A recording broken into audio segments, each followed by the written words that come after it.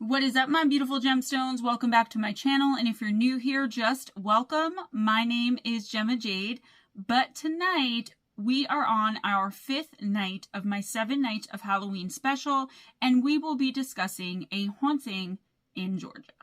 In the 1970s, a small rural town was founded in the state of Georgia, located around 90 miles southwest of Savannah, by a sawmill operator named Alan Surrency.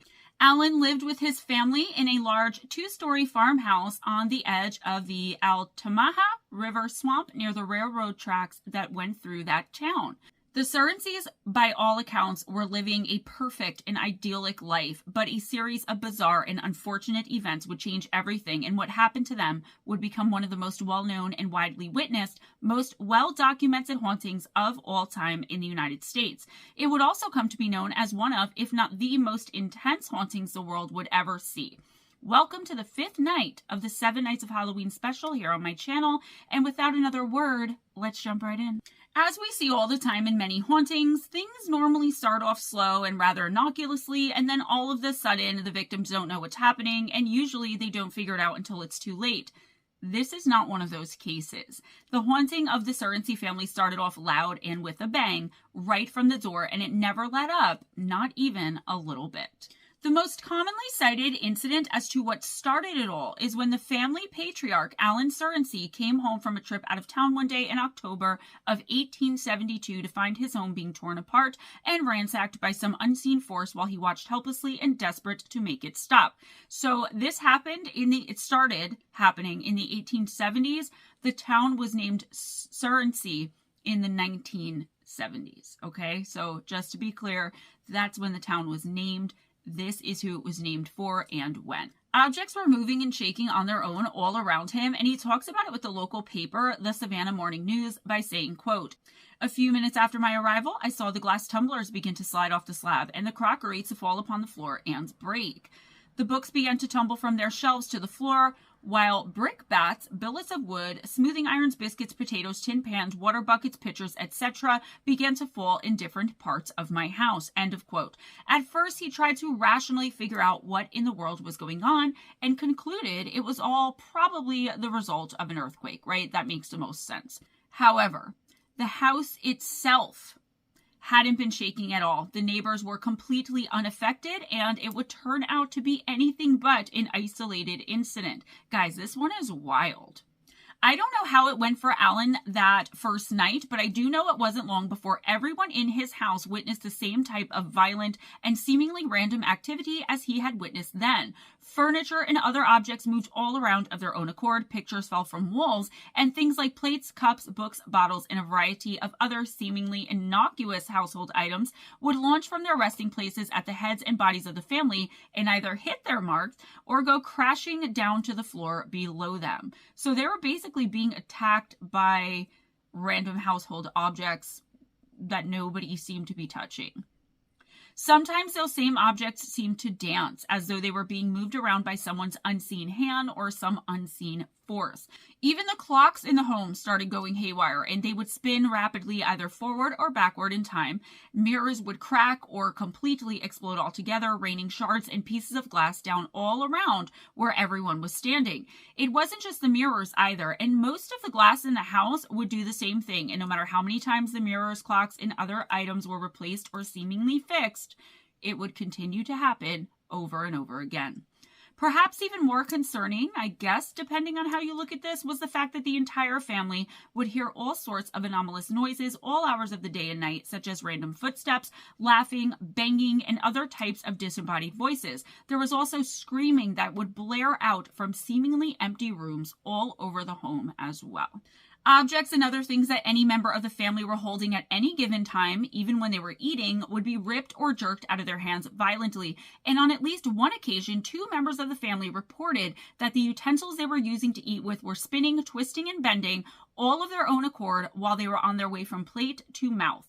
Whatever was doing all of this, it didn't seem to like dishes, cookware or crockery all that much because it would constantly and consistently knock over or smash it all to pieces to the point that the family eventually gave up trying to keep plates and silverware around in the house anymore. The kitchen seemed to be the most targeted place where the most activity happened, with the pots spilling out onto the counters, tables, and floors, the forks, knives, and spoons left in all sorts of strange and contorted shapes and twists, and things simply being smashed and broken to pieces by this unseen force.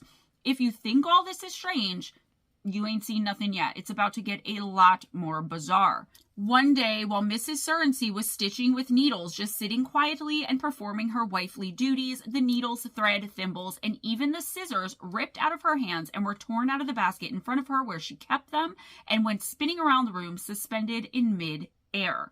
On another occasion, Mr. Surrency's boots just started walking all around the house as if someone were wearing them as the horrified and terrified family watched on helplessly. A pan of fresh-baked biscuits levitated out of the oven, with the oven having been opened by the ghost or entity throwing the tantrums, and the biscuits threw themselves out the back door and onto the ground outside. Clementine Surrency, Alan's beloved daughter, had an even more frightening experience right after the biscuit incident. She was walking along a path in front of the home towards the house itself when she was bombarded with steaming hot bricks that came from nowhere and fell from the same, to which she was terrified, but luckily she remained unscathed and escaped. She was completely unharmed physically, at least. I can't imagine what random hot bricks being launched at you by nothing and no one would do to a young woman, a young child's psyche. Clementine, unsurprisingly in my opinion, seemed to be the favorite target of the entity, almost constantly being harassed by it, with her hair being pulled, her covers yanked off her while she lay in bed, and she herself being lifted out of bed, levitated into the air while wide awake and terrified beyond her own imagination. The family also had a son that this bully of an entity liked to pick on, and once he was chased through the house and then attacked with a hand iron, which after it was done brutalizing the boy, slowly levitated and placed itself back on the fireplace as though it had never moved an inch at all. Obviously, back in those days, word traveled even faster than it does now in small towns and communities, and the events at the Surrency house quickly became the talk of the town.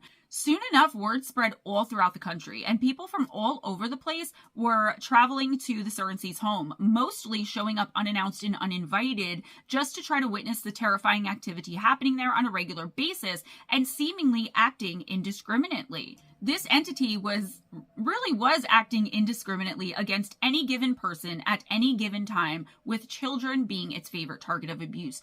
It didn't care. The people who showed up looking for the action were never disappointed and definitely got what they had gone there for.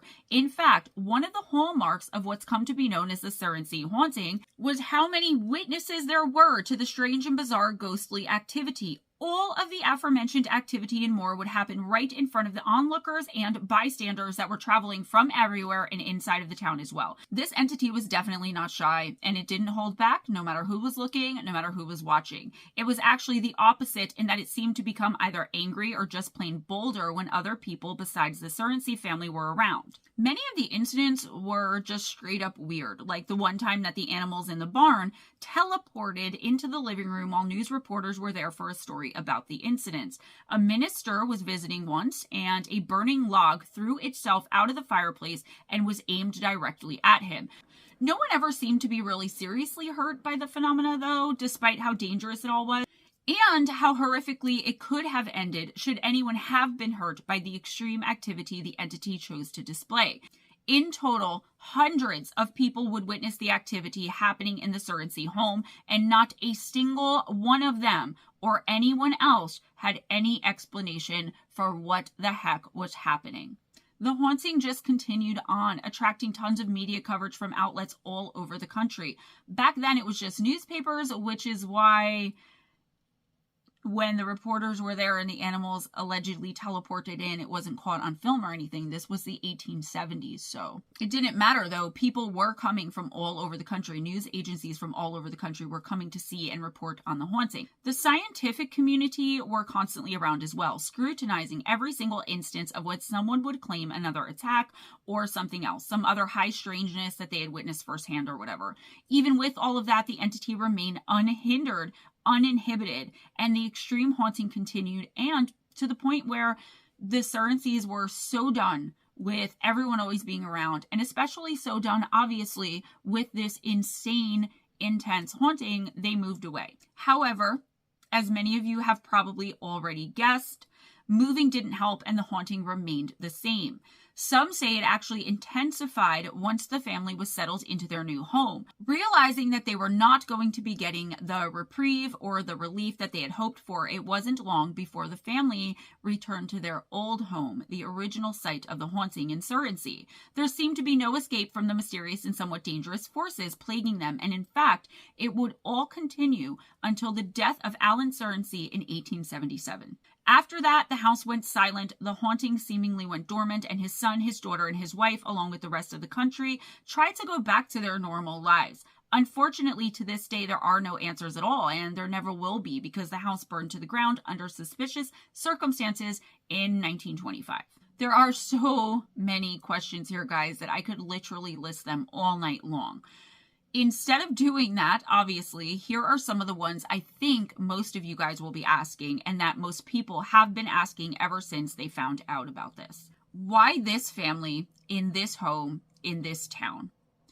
Why was it sometimes seemingly playful, like with the walking boots, and then switched to being extremely dangerous and potentially deadly? Why was this entity, if that's what it was, so brazen, and how did it not care when dozens of people or more would watch it perform? The question I believe most people want answered, and definitely the question I most want answered, aside from what was it that was causing this phenomenon, was why did it stop when Alan Surrency died? We are talking about years and years, possibly a decade or more of non-stop 24/7 paranormal activity. It's unheard of even today, and even by today's standards, it's incredibly remarkable. Of course, no one knows the answers, but some people do have theories. I have my own theories too, which I will briefly discuss with you all here after I go over what everyone else thinks first. Some of the more superstitious townspeople weren't lost on the fact that everything stopped the very second Alan Surrency died. Of course, given the time all of this had happened, the very first round of rumors to spread like wildfire was that Mr. Surrency had been somehow involved in occult practices, Satanism, and dark magic, possibly even witchcraft. That was the so-called reasonable assumption of that time. But later on, people would suspect that it was one or more of the family members that were the cause, somehow unintentionally projecting their psychic energy, which is basically what we would call today poltergeist phenomenon, more than likely caused by one or both of the children. Remember who the main target was, the young lady, Clementine. I don't know exactly how old she was. I'm thinking between 10 and 13. Don't quote me on that, though. Not 100% sure. It could also have been, according to some, that the entity or spirit was trying to get the family's attention for some still unknown reason, and maybe trying to warn them about something, or possibly just to warn them to get the hell out of its house. Maybe it just did not want them there, but that can't be the case because they moved and it followed. There are some people who say the more rational explanation is that it was earthquakes, but remember, this went on perpetually and without stopping at all for years. Also, nobody else in the neighborhood ever had any issues at all. Still, others say it makes the most sense that there was some sort of geological anomaly happening that no one has been able to explain yet, still to this day. Today, and as far back as anyone can remember, there is a very strange orb of light that can be seen when it's the right time of night, dancing all around the train track that ran across the property line to the Surrency home. However, what the connection is to the house or the haunting, and if there even is one, is still unknown. In the end, we know almost nothing at all except what hundreds of witnesses from all across the United States have said they witnessed with their own eyes. Yes, of course, pretty much all of them, probably all of them, are deceased by now, but the legend of the haunting in Surrency, or the Surrency haunting as it's almost always called, lives on through the news media from that time it all happened, and the descendants of the town people and others who saw it with their own eyes and who witnessed it all with growing concern, awe, and sometimes even a real sense of terror. Imagine.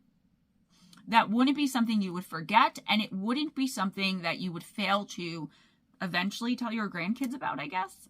As for what I think, I'm sorry to disappoint, guys, but I'm really not sure.